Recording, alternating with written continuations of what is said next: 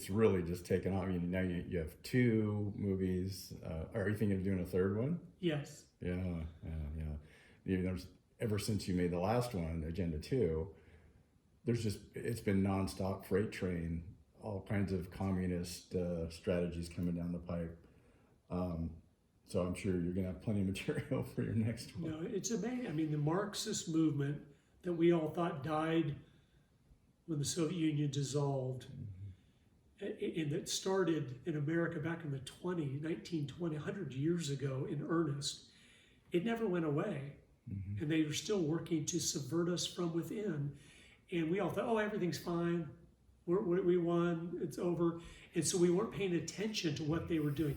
Antonio Gramsci, who was an Italian communist back from the 1930s, he realized something very important. He said, if you want to take over a country with communism that has the Judeo-Christian principles embedded in it, where most people believe in God, you're not going to be able to have a typical communist revolution because they believe thou shalt not kill. They're not going to just start killing each other off. He went to, in the 1920s, he went to the Soviet Union and told Lenin that.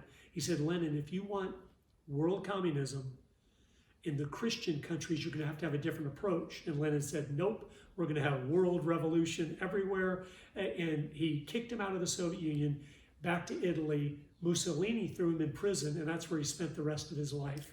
But he wrote a book while he was in prison called Notes from Prison. And in that, he outlined how you take a Judeo-Christian country down from within.